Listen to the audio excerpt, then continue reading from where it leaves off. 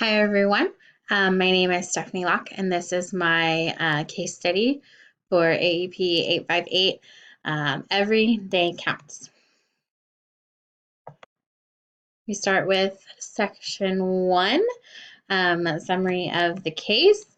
I am a first-year principal that was tasked with school improvement from the superintendent.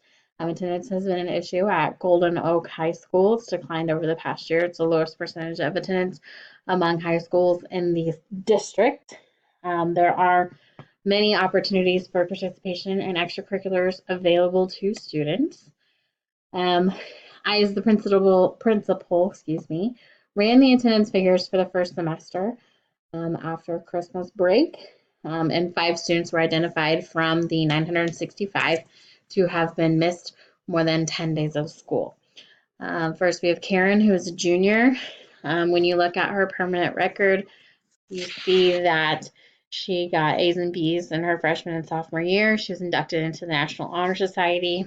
However, this year her quality of work has gone down. Her permanent file also stated that she got married the past August, but there isn't a record of the counselor having talked to Karen. Her parents wanted to have conferences with the teachers. There wasn't any information about whether those happened. Karen would miss 1 or 2 days randomly, usually on Mondays and Fridays, and she even failed to take an exam before Christmas. Then you have Tyrone, who's a sophomore. He has missed 14 days in the first semester. He went with his parents on 2 week-long trips. The first one was to DC with a note from his mother that said they toured the Smithsonian and did educational things. And the second was he went to Canada with his dad, and Dad reassured that his stuff would be done. The homeroom teacher approved the absences in both cases. Then you have Christina, who's a freshman. She missed 4 days in a row on 3 different weeks in the first semester. Other than that, she was in school. We have notes from her minister asking for her to be excused for out-of-town church meetings. The homeroom teacher initialed and approved both letters from her minister, and her algebra teacher requested a meeting with parents. She missed 2 major exams because of her absences. Then we have Carl, who's a sophomore. He takes regular classes in the morning, and then he goes to vocational classes in the afternoon. He will randomly miss days of school. There isn't an obvious pattern to it. He was referred to the truancy officer who made a visit to the parents. The parents don't support strong school attendance and attending every day. They do not believe that attendance should be controlled by the school.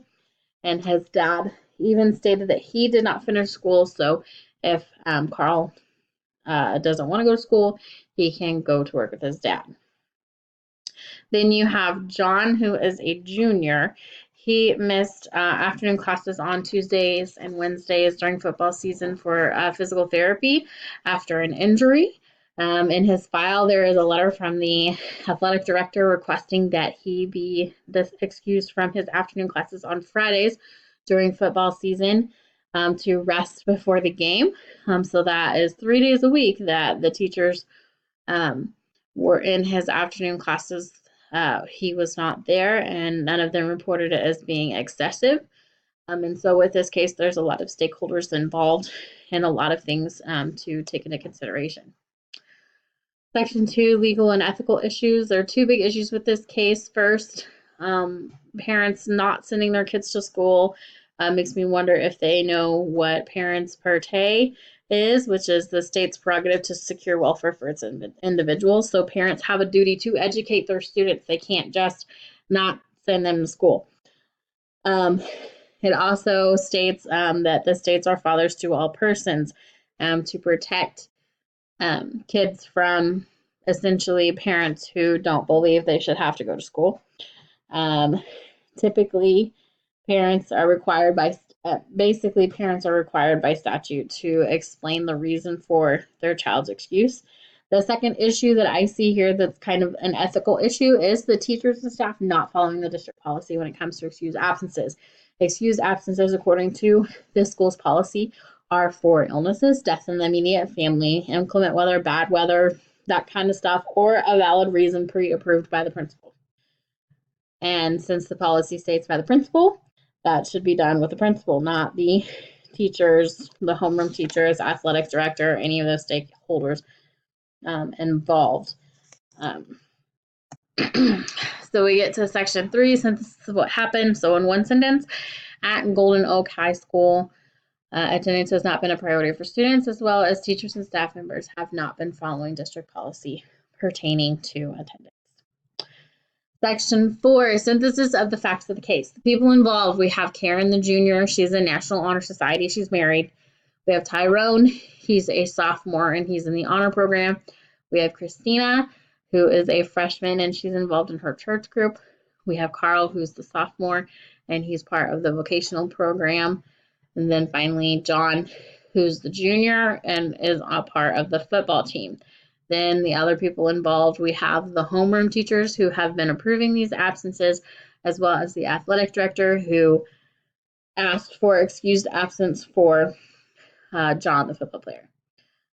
What I would like to know, or what needs to be known to be extremely effective with this case, I want to know why Karen got married. It's not a typical thing that happens in high school, and so I want to know what the situation is there. I believe that the school should be informed so they can best help her. What is the number of days missed before truancy proceedings need to begin? Does the district have a set policy, like, I don't know, 4 days, 5 days, whatever it is? And then, why hasn't it popped up before that, we should be doing the truancy stuff? Why did the athletic director take it upon himself to excuse John from Friday afternoon classes? I understand that extracurriculars are a part of a well-rounded education. I currently am an ag teacher, so I have FFA, and that's an extracurricular, so I understand that, but I don't excuse my kids from their classes. And then why did the homeroom teachers approve the absence when the policy says that the principal should be the one approving them? Section 5, reviewing and prioritize. Could the conflict situation or decision be damaging to stakeholders in the community? With the parents, I could upset the parents if I go into truancy because of their situation or the students needing to have punished. You always run that risk of upsetting parents. My teachers could be offended since they clearly need to be reminded of the school policy that they are not the ones who are approving these absences. That is my job. And even the students, the 5 students could feel singled out because of their attendance data. And, that's in their situation, not being excused from school. What individuals and groups are important. Stake in the outcome. Obviously, the students and teachers have a huge part of this. The church group, parents, and then all of the programs that the students are involved in, they all have a stake in how this gets handled. Have the relevant stakeholders been consulted? The stakeholders that need to be consulted, I believe you need to include your superintendent. When you have a problem like this high school does, you need to include the superintendent and say, hey, this is how I am going to proceed. Do you have any advice? Do you agree? That type of stuff. The teachers, parents, and the students, those are my stakeholders. Can I learn more about the situation? I believe with the 5 students that were identified from the data, you can always learn more about, why so many absences, what's the deal, what's going on, and, can we work together to improve their attendance? And do I have enough to make a decision for what to do with each individual student? I don't until after I conduct the meetings and discuss with family about their attendance. With teachers and staff, I do, because the policy is clearly lined out that I am the one as the principal that should be making those decisions, and that the teachers, they don't have the authority essentially to do that. In the policy, it states the principal should. Identifying my options. You have the first option of not doing anything. I could just not do anything and let the school to continue to operate the same. Option 2, this is my thought out plan. I would begin with consulting the superintendent before implementing it. I would schedule meetings with the 5 students and their parents and conduct the meeting to in a manner that's going to foster growth and increase attendance for school improvement. Everyone needs to understand the legal aspects of mandatory and compulsory school attendance. Make sure everybody's on the same page that legally there are things that can be done if your student doesn't attend school. And then show them data that attendance in school helps them with school achievement. It's better to be in school. You learn more when you are there. Then I would hold a meeting with the teachers and staff to review policy on excused absences. I need to outline that I'm approving the absences. If it's an unexcused absence, it's unexcused, plain and simple. And then remind them that teachers must record attendance every hour. The football player who was missing Tuesday, Thursday, and Friday afternoon classes, I wonder, were the afternoon teachers recording their attendance? I know I would be, but how come they didn't notice how much he was gone? Third, I would work with my teachers and staff to establish incentives for student attendance in school. Some of the incentives that I have worked with when it comes to school attendance, being exempt from finals. You don't miss X number of days, you get to miss a couple finals. You don't have to take them, you're excused. Having an open lunch as a reward for not missing any school days or only missing 2. And then early dismissal. You've been here, okay, we have a seminar at the end of the day, we can dismiss you early. My option 3 with these, just doing immediate changes. We come back from winter break, I'm making the decisions. I make an announcement to the parents and staff about absences needing to be pre-approved, and then begin attendance incentives that I create. When we look at the options and pros and cons of both of them, option 1 of doing nothing, my teachers are still going to be happy, and the climate of the school is not going to get disrupted. Achievement gap cons. The achievement gap's going to increase. They're missing days. They're missing education. Attendance rates not going to improve. And the school improvement that I was tasked with from the superintendent, I'm not going to meet that. Option 2, my thought out plan. My achievement gap would begin to decrease. Student academic success is going to increase. Attendance rate increase. Having the parent meetings, in my opinion, is a pro. Getting parents involved in their students' education. You see collaboration between staff and leadership, and then your school improvement process is implemented. Cons, you could lose teachers. You could lose teachers because they don't like that you're coming in and you're starting to enforce this policy that hasn't been enforced in the past. If you have teachers who outright refuse to do the policy, you may have to fire them. I may have to fire them. And I am running the risk of the change upsetting parents. 3, the option 3, if I just take the immediate actions, strategies, just do what I want to do without consulting anybody, changes are going to begin day 1, right when you're back from winter break. Principal gains control. Announcement is going to inform all the parents, students, and teachers. Cons, the biggest one I can see is if, as a principal, I just do immediate changes without showing my thought out process and plan, you're going to upset staff in the school culture.